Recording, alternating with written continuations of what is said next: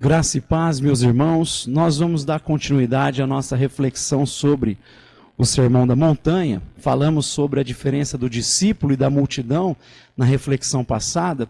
E hoje nós vamos entrar falando do caráter do cristão descrito nas bem-aventuranças. Mas para isso eu gostaria de ler dois textos. O primeiro deles, lá no livro do profeta Isaías, no capítulo 11. Nós vamos ler os 3 primeiros versos desse capítulo. Então, Isaías 11, de 1 a 3, diz assim: do tronco de Jessé brotará um rebento, e das suas raízes um renovo frutificará. Repousará sobre ele o Espírito do Senhor, o Espírito de sabedoria e de inteligência, o Espírito de conselho e de fortaleza, o Espírito de conhecimento e de temor do Senhor. Deleitar-se-á no temor do Senhor, não julgará segundo a vista dos seus olhos, nem repreenderá segundo o ouvir dos seus ouvidos. Somente até aqui, especialmente os versos 1 e 2 que a gente deve se atentar. E agora sim, o texto de Mateus capítulo 5, a partir do versículo 3, onde Mateus começa a descrever as bem-aventuranças, né? Ele vai dizer: bem-aventurados os pobres de espírito, porque deles é o reino dos céus. Bem-aventurados os que choram, pois serão consolados. Bem-aventurados os mansos ou os humildes, dependendo da versão, porque eles receberão a terra por herança. Bem-aventurados os que têm fome e sede de justiça, pois serão saciados. Bem-aventurados os misericordiosos, pois obterão misericórdia. Bem-aventurados os puros de coração, pois verão a Deus. Bem-aventurados os pacificadores, pois serão chamados filhos de Deus. Bem-aventurados os perseguidos por causa da justiça, porque deles é o reino dos céus. Aí Jesus diz aos seus discípulos: bem-aventurados sois vós, quando por minha causa vos maltratarem, vos perseguirem, levantarem todo tipo de calúnia contra vocês ao meu respeito. Alegrai-vos e exultai-vos, pois grande é a vossa recompensa que está nos céus, pois da mesma forma trataram os profetas do passado. Até aí. Vamos ter uma palavra de oração.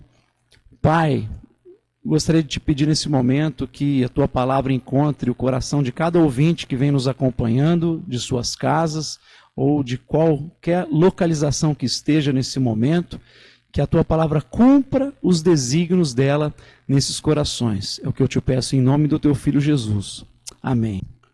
Os gregos costumavam fazer uma relação entre a realidade externa e o mundo interno do sujeito. Então, para os gregos, havia o macrocosmos, que contemplava verdade, justiça ou bondade e a beleza. Então, existia no macrocosmos a verdade, que era usada pela palavra aletheia, alitia, a mesma expressão que a gente encontra no Evangelho de João, quando Jesus diz: eu sou o caminho, a verdade, a aletheia, ou alitia. Existia a justiça e a bondade, a palavra ágatos, e o kalos, a beleza. E correspondente havia o microcosmos, essa realidade do sujeito, que existia razão, senso de moral e sentimentos e afetos. Então havia uma correspondência entre o macrocosmos, a verdade, a aletheia, com a razão no microcosmos, né, do ser humano, entre a justiça ou a bondade e o senso de moralidade do sujeito, e a beleza com os afetos, era captada pelos afetos e sentimentos.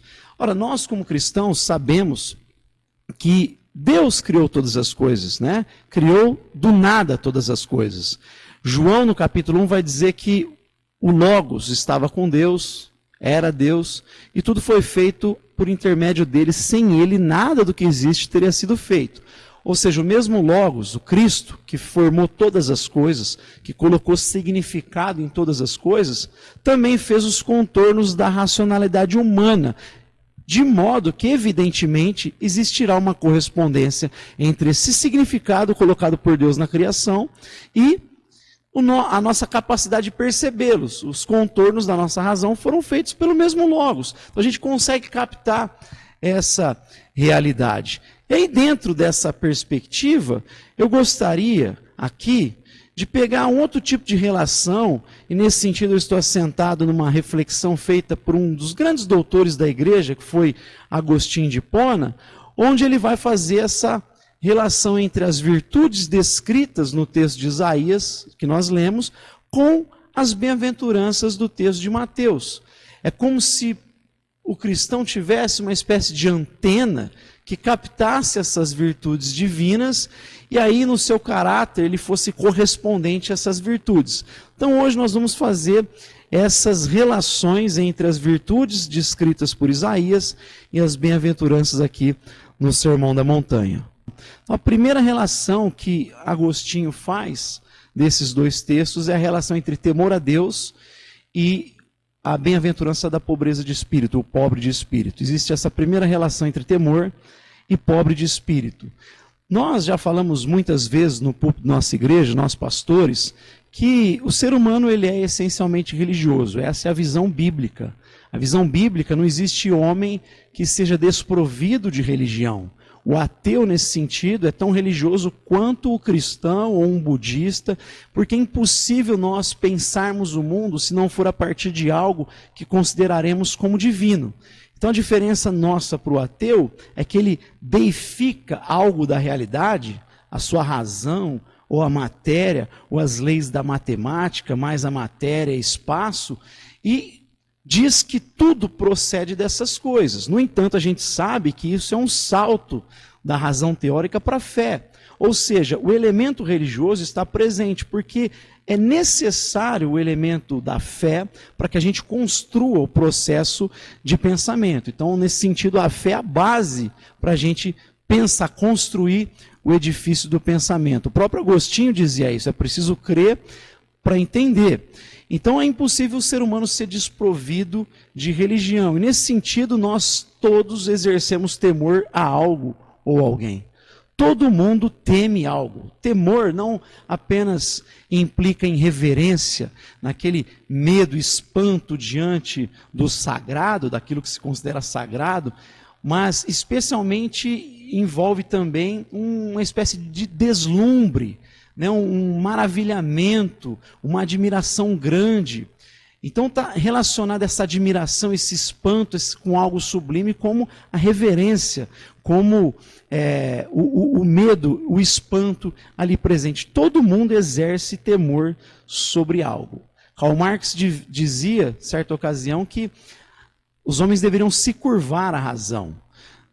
Ele deifica a razão humana, não só ele, como tantos outros acabam deificando a razão humana. No período da modernidade é marcado por esse, digamos, culto à razão. Se referiam à razão, inclusive em letra maiúscula.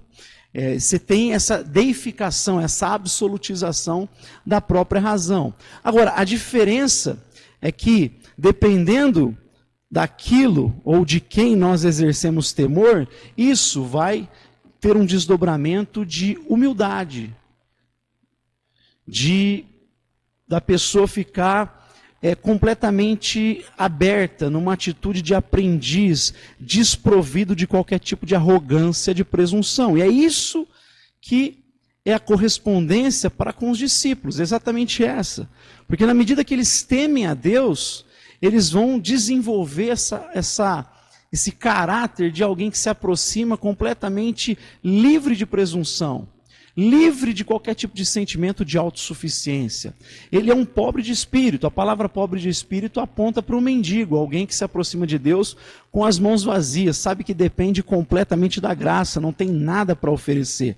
O mendigo depende de esmola, de caridade. Nós dependemos completamente da graça de Deus. Agora, aquele que teme a razão ou qualquer outro fator que ele faz uma síntese com a sua razão, a tendência é contrária. A tendência é esse sujeito ter uma atitude de arrogância diante da sociedade. Um sujeito que cultua a razão, que teme a razão, que a razão tem essa influência, da mesma forma que Deus exerce a influência a um cristão, um discípulo, só que no caso desse ateu, o desdobramento é de uma atitude de autossuficiência, de presunção, de arrogância, de orgulho. Não é à toa que nós vivemos numa sociedade onde o homem se julga autossuficiente, tem abandonado os preceitos que construíram o Ocidente, trouxeram tanta prosperidade para o Ocidente, fruto dessa presunção e dessa arrogância de quem cultua sua própria razão. Então o homem, após a modernidade, após a Revolução Francesa, após os avanços tecnológicos, no século XX, começou a se achar bom demais, autossuficiente demais, a ponto de começar a se desconectar das suas raízes, das raízes que construíram o Ocidente. E essas raízes são cristãs, estão pautadas na visão judaico-cristã. É a visão judaico-cristã que construiu o Ocidente e proporcionou todo tipo de crescimento e desenvolvimento. Na medida que o ser humano se afasta disso, a gente vê o ser humano de um lado arrogante e de outro completamente perdido. A ponto de nós virarmos o século XXI tendo dificuldade de entender a própria identidade humana, quem o ser humano é. A ponto de vermos muitos pensadores, ditos pensadores, com dificuldade de aceitar as próprias verdades apresentadas pelo aspecto biológico da realidade. Então hoje a chamada ideologia de gênero envolve isso. Você vê uma presunção do ser humano querendo seguir os seus instintos, os seus desejos, aquilo que ele quer construir e, ao mesmo tempo, essa perdição, né? Ele se sente autossuficiente, ele se sente capaz, mas ao mesmo tempo a gente vê a humanidade cada vez mais perdida e confusa. Por quê? Porque o que nós exercemos temor vai trazer como desdobramento ou a humildade, no caso do discípulo de Jesus, ou a presunção, caso eu exerça temor a outra coisa, como a razão humana. E inclusive a gente deveria se pensar como discípulos de Jesus, que se não temos vivido essa humildade, essa virtude, se não estivermos refletindo esse caráter do pobre de espírito, essa característica, provavelmente é porque nós não estamos temendo a Deus de fato. Precisamos então fazer uma análise, uma autoanálise para ver se de repente não estamos temendo no lugar de Deus, é a nossa razão, na medida em que nós fazemos a síntese com a Escritura e as nossas próprias elaborações. Será que nós não estamos deificando a nossa própria teologia ou as nossas teologias no lugar do próprio Deus?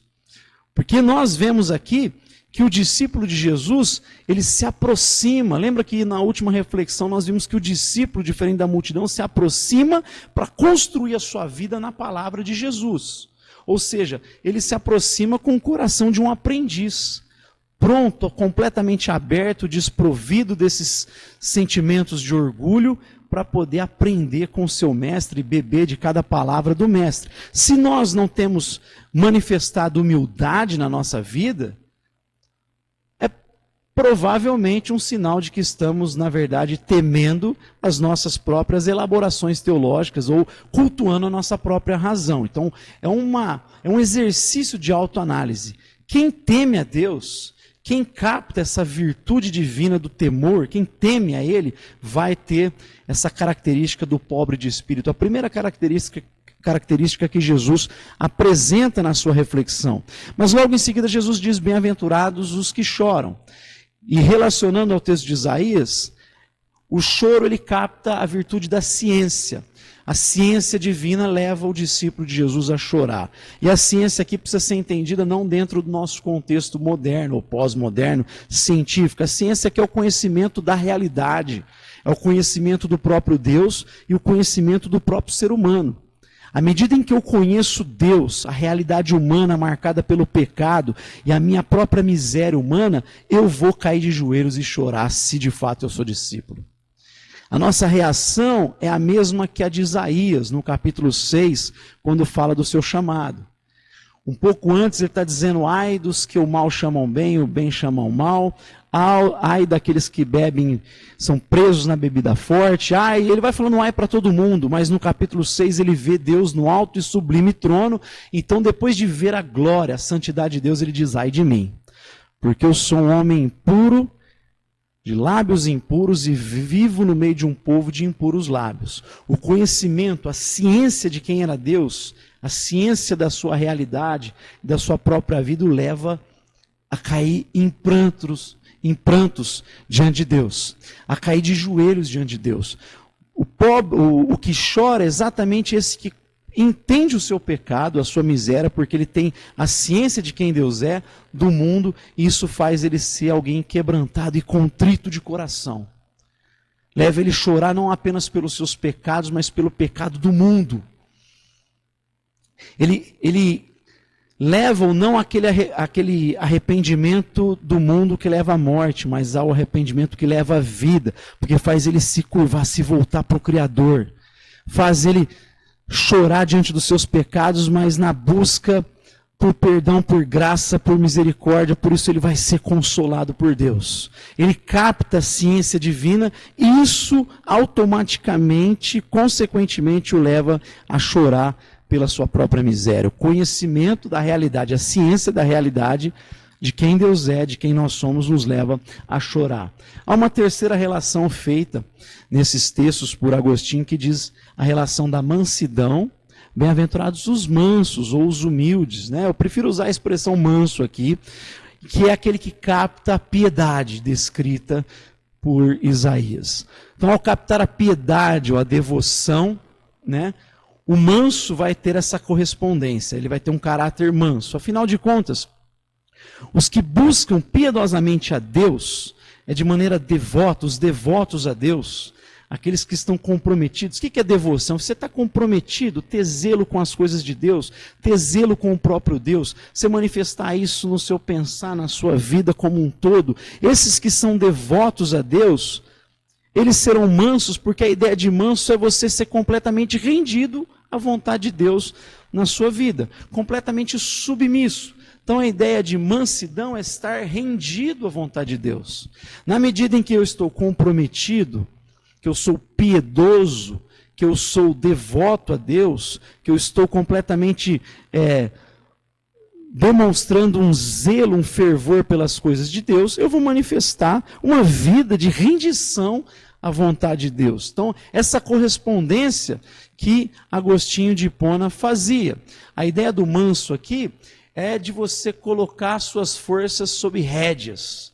Da mesma forma que nós, seres humanos, muito mais fracos do que um animal forte como o cavalo, conseguimos domar esse cavalo, colocando rédeas e fazer ele virar para onde nós queremos, a ideia do texto do manso, da mansidão, quando é descrito a mansidão aqui, é de permitirmos que Deus dome cada um de nós. É nós sermos domados completamente por Deus, rendidos à vontade de Deus. Então, na medida em que eu sou devoto, tenho piedade, evidentemente vou ter uma vida completamente domada por Deus, rendida à vontade de Deus. Mas o texto continua e a gente vê uma quarta relação, que é a relação da força ou da fortaleza, essa virtude da fortaleza descrita por Isaías, que é correspondente àquele que tem fome e sede de justiça. Aqueles que têm fome e sede de justiça, eles aspiram, anseiam por valores superiores, por valores permanentes, por valores duradouros. O Apocalipse, quando apresenta aquelas figuras como ruas de ouro, quando a gente se depara com isso, a ideia do texto não é literal, mas no sentido de mostrar valores superiores, permanentes aos valores terrenos, onde nós estamos inseridos. O verdadeiro discípulo, ele tem fome e sede dessa justiça. Ele tem fome e sede de ver o reino de Deus se estabelecendo nessa terra. Então ele anseia, Deus coloca esse desejo no coração dos discípulos de ter esse anseio e essa busca para que o reino de Deus se manifeste. O próprio Jesus nos ensina isso na oração do Pai Nosso. Venha o teu reino, seja feita a tua vontade assim na terra como no céu. O discípulo tem este anseio para que a justiça de Deus ocorra, mas ao mesmo tempo ele é capacitado, habilitado por Deus para que essa justiça se manifeste. Afinal de contas, a fortaleza, ou a força, ela provém de Deus.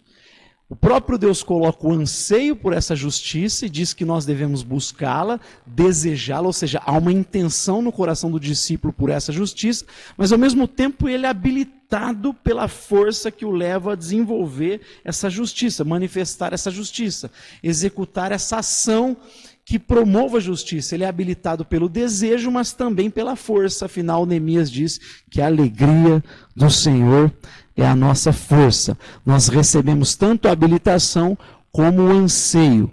Né? Tanto o anseio, o desejo, como a capacidade vem do próprio Deus. Então há uma correspondência entre a fortaleza, a força, como também ao anseio, a fome e sede de justiça. O discípulo tem este anseio no seu caráter e ele é habilitado por essa força.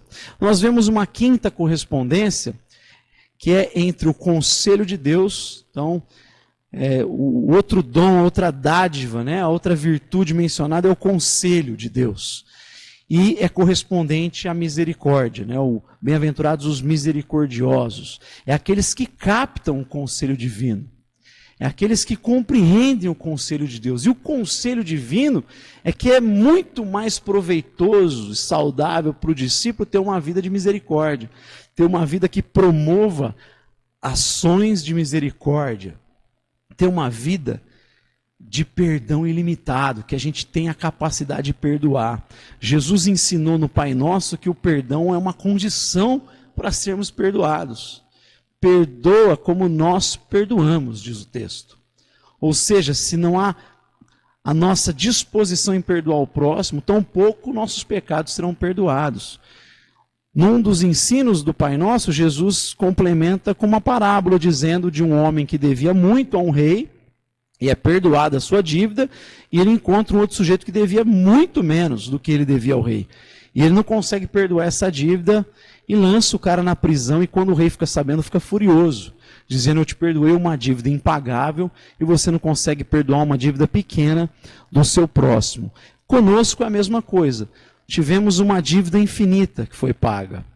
Nenhum ser humano tem capacidade de quitar uma dívida infinita, porque nós ofendemos um ser infinito e, como seres finitos, somos incapazes de quitar essa dívida.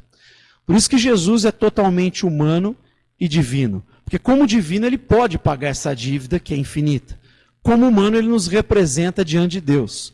E depois de receber esse perdão sublime, infinito, essa dívida infinita a ser quitada, por que eu não posso perdoar as ofensas dos meus irmãos? Jesus ensina que não há limite para o perdão. Se o teu irmão voltar 7 vezes no dia e dizer eu me arrependo, me perdoa, você deve perdoar. Isso é tão difícil para o ser humano que a palavra seguinte dos discípulos, ao ouvir isso de Jesus, é: Senhor, aumenta a nossa fé. Eles não pediram para que Jesus aumentasse a sua fé depois de ver Jesus andando sobre as águas, depois de ver a multiplicação dos pães, depois de ver Jesus ressuscitar alguma pessoa. Não, foi logo depois de Jesus dizer: olha, não há limite para perdoar. Se alguém voltar arrependido, vocês devem perdoar. E aí os discípulos dizem: Senhor, então aumenta a nossa fé. Porque o conselho divino diz que nós devemos perdoar, exercermos a mesma misericórdia recebida por Deus. Este é o conselho divino. Uma vida de misericórdia, sermos refluxo da misericórdia divina que nós recebemos. Até porque a expressão misericórdia aqui, ela aponta para a ideia do ventre. Da mesma forma que nós estávamos disformes, não tínhamos vida, é como se Deus emprestasse o ventre para que nós fôssemos formados, tivéssemos vida. Paulo diz, ele nos amou quando nós éramos pecadores. Ele nos vivificou, estávamos mortos nos pecados, incapazes, e recebemos vida. Da mesma forma, devemos emprestar o nosso ventre para que os disformes da sociedade recebam vida, recebam possibilidades, tenham um novo começo. A igreja é a igreja da graça, a igreja é a comunidade da graça de Jesus. Nós anunciamos a mensagem da graça de Deus e devemos ter uma vida graciosa, misericordiosa. Nós captamos o conselho e o nosso caráter corresponde tendo misericórdia.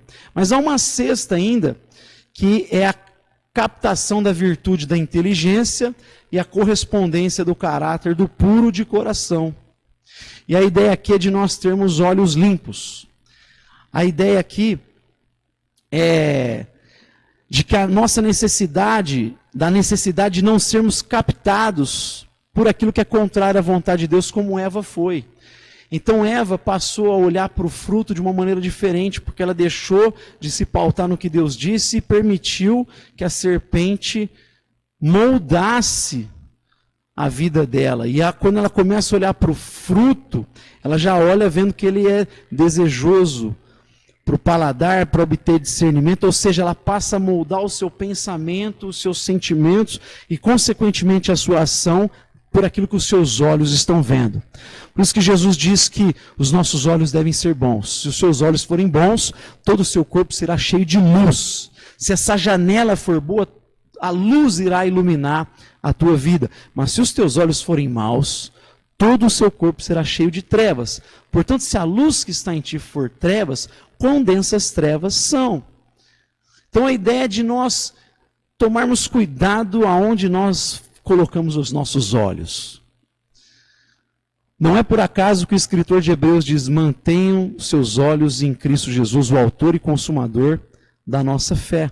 Não permita que os teus olhos moldem o teu pensamento, mas os teus olhos focados naquilo que contraria a palavra eterna de Deus. Um exemplo disso, na nossa geração, é a pornografia, que é um dos males desse momento histórico tecnológico, né, onde especialmente os mais jovens são bombardeados, são tentados a cair nesse tipo de vício. Por que é ruim? Porque ao olhar para essas coisas e começar a ceder a esses instintos, a esses desejos, o fato é que a pornografia vai liberando a dopamina, que é o hormônio do prazer. E o jovem, ou qualquer outra pessoa, começa a querer estimular cada vez mais. O cérebro acaba se tornando dependente da dopamina e vai pedindo cada vez mais estímulo, a ponto de começar a comprometer o desenvolvimento cognitivo. Ao receber altas doses de dopamina, o cérebro desliga. Ele começa a ficar dependente desses estímulos. E automaticamente, consequentemente, você vai ter um comprometimento do desenvolvimento do nosso cérebro. Essa busca por estímulo progressivo leva, inclusive, à própria perda do prazer em algum momento, de modo a gerar o mau humor, o estresse. Então, isso já é um mal para o próprio ser humano, no aspecto do próprio prazer. Na medida que ele vai estimulando cada vez mais, ele vai chegar um momento em que não vai ter essa resposta do prazer. Isso vai gerar o estresse, o mau humor, mas pior do que isso, vai comprometer o desenvolvimento cognitivo do seu cérebro. E aí, não é sem razão que nós vemos no nosso contexto uma geração que foi se tornando menos inteligente, mais comprometida nesse desenvolvimento cognitivo e, ao mesmo tempo, uma geração que, especialmente no nosso país, que prega a imoralidade aos quatro cantos dessa terra. A gente vê isso nas canções, como do funk carioca, a gente vê isso no sertanejo universitário, essa promoção do prazer, da imoralidade. Será que é por acaso que a gente vê imoralidade sexual, a pornografia e, ao mesmo tempo, uma dificuldade no desenvolvimento cognitivo? Não, uma geração mais ignorante, ao mesmo tempo que a imoralidade é uma marca dessa geração. Eu creio que isso não é um mero acaso, isso não é uma simples coincidência, é fruto de uma geração que colocou os olhos nesse tipo de prazer, está estimulando o seu cérebro com pornografia, está presa nesse tipo de vício, e isso foi trazendo um comprometimento na sua capacidade cognitiva. E a última relação é a relação da sabedoria com o caráter dos pacificadores. Então, ao captar a sabedoria divina, ela é correspondente ao caráter de um pacificador. A ideia bíblica de paz é de ter o nosso mundo em ordem, os nossos sentimentos, desejos submissos à nossa razão, e essa razão submissa à palavra eterna de Deus. Então é um mundo em ordem da nossa razão, dos nossos sentimentos, afetos, e automaticamente as nossas ações, elas estarão em plena harmonia com a vontade de Deus. Então paz na Escritura, o conceito é de shalom. É o conceito hebraico de shalom. Shalom é a harmonia total. É integralidade, a vida toda alinhada à vontade de Deus, harmonizada à vontade eterna de Deus. Então, shalom, nesse sentido, é impossível sem santidade. O escritor de Hebreus diz: buscai a paz e a santidade, sem a qual ninguém verá o Senhor. Então é impossível ter shalom, paz, sem santidade, que é a vontade de Deus executada. Só é possível shalom, paz, se tiver junto santidade, que é a vontade de Deus. Eu só posso experimentar uma sociedade de paz se eu estiver comprometido com a vontade de Deus. Se eu estiver alinhado à vontade de Deus. Então, nesse sentido, a gente até pode dizer que pacificador é diferente do pacifista. O pacifista, esse discurso que tem tomado boa parte da igreja, que não entende os conceitos de Deus, não entende as funções, guias que estão presentes em cada aspecto da realidade que Deus criou, faz com que a gente muitas vezes comprometa a vontade de Deus e não alcance o shalom, não alcance essa paz. Então, por exemplo, eu não posso, em nome de um pacifismo, de uma ideia de um completo esvaziar de um posicionamento forte frente ao mal, de uma punição, inclusive, frente ao mal, em nome da não violência, eu estarei comprometendo a busca por uma sociedade de paz, visto que a nossa sociedade é marcada pelo pecado. E nesse sentido, Deus colocou alguns significados, um deles no Estado, onde ele diz que a sua função é punir o mal. E os cristãos, confundindo com o pacifismo, acabam lutando contra um Estado que pune o mal muitas vezes, contra os governantes que estão tentando punir o mal, porque eles acham que a gente deve se desvencilhar de qualquer tipo de violência. A gente acaba, ao invés de construir uma sociedade de paz, ao invés de ver o shalom de Deus se manifestar, a gente não consegue porque está lutando contra a própria função que Deus estabeleceu nesse aspecto que é do Estado. Fruto de um entendimento equivocado, fruto de não captar a sabedoria divina. A sabedoria de Deus é entender que Ele colocou funções nas coisas, Ele colocou uma função guia, um significado. Então, se o significado do Estado é punir o malfeitor, visto, como eu disse, que a sociedade é marcada pelo pecado, é preciso freios para o ser humano. É preciso frear a maldade humana. O ser humano, sem freios, ele vai alcançar cada vez mais o ápice da maldade, ele precisa de freios. E se eu luto para tirar esses freios baseado numa concepção errada, que não está alinhada à sabedoria de Deus, mas está alinhada nessa ideia do pacifismo, que é uma deturpação do pacificador, eu nunca vou chegar no shalom. Então só tem shalom se tiver santidade. E a vontade de Deus, ela precisa ser analisada em todos os aspectos, inclusive esse que eu estou citando como exemplo. Então é diferente, para falar que é diferente o pacifismo do pacificador. A paz virá no nosso comprometimento com a santidade. Se houver santidade, haverá shalom. E aí as pessoas verão a Deus. Não só o discípulo verá a Deus, mas Deus será visto em nós. Não é por acaso que esse texto de Hebreus vem dentro do contexto que diz: no que for possível, tende paz com todos os homens. Ou seja, a ideia de que Deus seja visto na sua comunidade de discípulos também. Então é possível shalom com santidade. O discípulo capta a sabedoria de Deus e vai se comprometer em que essa sabedoria ela ocorra em cada aspecto da sociedade. Nesse sentido, ele vai conseguir alcançar o que ele anseia, a paz. Esse é o pacificador. Então a gente viu essas relações, as virtudes divinas com as características, o caráter do cristão. Jesus está dizendo que o compromisso com as duas tábuas da lei, a gente pode dizer, lembra que Jesus está fazendo a interpretação da lei, e na lei a gente vê duas tábuas são fornecidas a Moisés. Uma tábua tem relação com os mandamentos verticais, a nossa relação com Deus. E a outra horizontal, a relação com o próximo.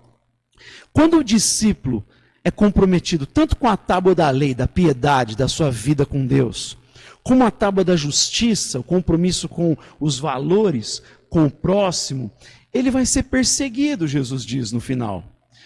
Bem-aventurados os perseguidos por causa da justiça. Mas lá em Timóteo, Paulo vai dizer que o comprometimento com a piedade, com a tábua dos relacionamentos com Deus, que é o que fundamenta a tábua da justiça, os relacionamentos horizontais, ele diz, também serão perseguidos. Todos aqueles que querem viver piedosamente em Cristo Jesus serão perseguidos. E aqui Jesus diz, bem-aventurados os perseguidos por causa da justiça. O compromisso com as duas tábuas trarão perseguição. Nesse sentido, Jesus está dizendo no texto aqui, que é um padrão, ele se repete. Alegrai-vos, exultai, porque grande é a vossa recompensa, porque da mesma forma trataram os profetas. O povo de Deus, sempre ao ter compromisso com a tábua da piedade, como a justiça, foi perseguido ao longo da história. Desde os profetas em Israel, até os apóstolos aqui, e depois todos aqueles que se levantaram como arautos de Deus. Os discípulos não foram mortos porque eles anunciaram mais um Deus lá entre os romanos. Eles foram mortos porque eles anunciaram o único, exclusivo Deus, Cristo Jesus. Se eles anunciassem mais um Deus, a notícia seria bem recebida. Porque o panteão greco-romano estava cheio de deuses. Mas eles disseram, tudo isso aqui é falso, nós viemos anunciar a verdade, e essa verdade chama-se Cristo Jesus, e ele representa Deus aqui na terra. Ele é a representação de Deus, ele tem toda a autoridade, não César. E daí eles serem mortos, daí eles serem perseguidos, e muitos cristãos foram mortos, especialmente nos primeiros séculos. Mas próximo de nós, a gente tem um exemplo de um homem completamente comprometido com a justiça, e que foi morto aí antes dos seus 40 anos, enquanto estava na sacada do hotel, com um tiro na cabeça, que foi o pastor e reverendo Martin Luther King Jr. O comprometimento para acabar com uma sociedade que era pautada na segregação racial, que era inconsistente com a sua própria história, que dizia que todos os homens nascem iguais diante de Deus, são dignos de ser olhados com valor, têm dignidade porque foram feitos, aliás, à imagem e semelhança de Deus. E esse país que foi alicerçado, construído nessas bases cristãs, estava se perdendo numa segregação racial, em algo absurdo, abominável, diabólico. E esse homem, com os seus defeitos que tinha, mas nesse ponto corajoso, em afirmar que aquilo era uma abominação para o cristão, que aquilo era incompatível com a fé cristã. E por conta dessa coragem, esse homem foi morto. Esse homem teve a sua vida finalizada, teve a sua vida encurtada por causa do seu compromisso com a justiça do reino de Deus. Vale dizer que o que Luther King pregava era muito diferente do que os movimentos raciais pregam nos nossos dias. No grande discurso de Luther King, I have a dream, eu tenho um sonho, ele diz, eu tenho um sonho de uma sociedade onde os meus filhos serão julgados pelo conteúdo do seu caráter e não pela cor da sua pele. Luther King estava dizendo, a cor não importa. As pessoas têm que ser avaliadas pelo conteúdo do caráter. É o que elas fazem de errado, é isso que é o critério para serem avaliadas, não a cor. A cor não importa. Os movimentos atuais dizem que a cor importa. Mas Luther King dizia, a cor não importa. Então o que ele dizia era muito diferente do que esses movimentos, que inclusive o enaltecem, dizem hoje. Luther King não concordaria com esses movimentos raciais dos nossos dias, porque ele queria uma sociedade onde os homens fossem vistos com dignidade, foram feitos à imagem e semelhança de Deus. Não importa se é branco, se é preto, se é amarelo, o que importa para nós não é a cor da pele. A única cor que importa é o vermelho derramado na cruz do Calvário. Então Luther King teve a sua vida terminada pelo seu compromisso com a justiça. E meus irmãos, é impossível ter outro resultado, porque nós seguimos o Jesus que foi para a cruz. Nós seguimos o Jesus que passou pelas geografias que nós não queremos passar na nossa inclinação para o mal. O nosso chamado como discípulo é para morrer. Mas Jesus mesmo diz que se o grão de trigo cair, não morrer, não dá fruto, mas caindo, dará muitos frutos que permanecem. O nosso chamado é para ter compromisso com Deus, com a tábua da piedade e com a tábua da justiça. Mas isso vai trazer perseguição para o cristão. Porque nesse sentido ele vai ser um contraponto à sociedade. Nesse sentido ele vai estar na contramão desses valores terrenos, porque ele anseia por valores permanentes. Mas não importa se a perseguição vier, Jesus está dizendo, é um padrão. Não se assuste. Não fique se perguntando por que isso está acontecendo, porque sempre aconteceu. É um padrão para aqueles que estão comprometidos com o reino de Deus. Assim como nós vimos, ser discípulo traz desdobramentos. Traz uma vida de muito mais implicações do que a multidão. De muito mais exigências do que a multidão. E uma das exigências é essa, é saber que a perseguição virá. Jesus diz, me chamaram de Beelzebu, principal dos demônios. Não esperem algo diferente de vocês. Quando vocês forem caluniados, talvez por causa do seu comprometimento, as pessoas tenham te caluniado, te chamado de bocó, de ignorante, de radical, de fundamentalista, que é um termo que virou pejorativo, sendo que ele não é. Fundamentalismo era alguém que estava pautado nos fundamentos da fé. E hoje é usado de maneira pejorativa.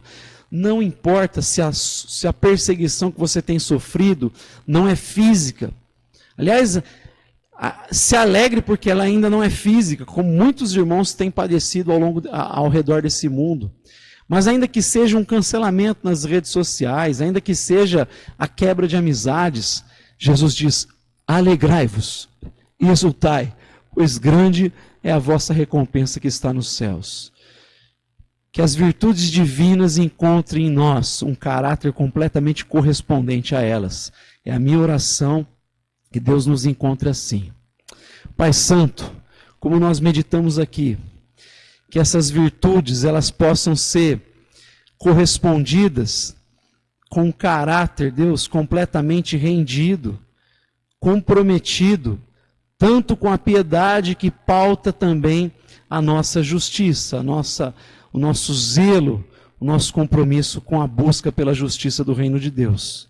Que essa palavra encontre corações abertos, que estejam, acima de tudo, à disposição para coragem, que acima de tudo encontre corações ousados, que não vão deter-se por conta do levantar de homens impiedosos, de calúnias, de difamação, de cancelamento nas mídias. Deus, que isso não cale o teu povo, porque se nós tivermos comprometimento com isso, é possível nós vivermos numa sociedade melhor.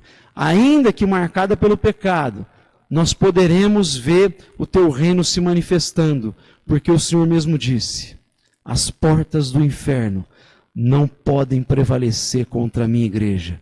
Que a tua igreja creia nisso, é o que eu te peço em nome de Jesus. Que a graça de Deus superabunde sobre a vida de cada um de vocês. Deus abençoe.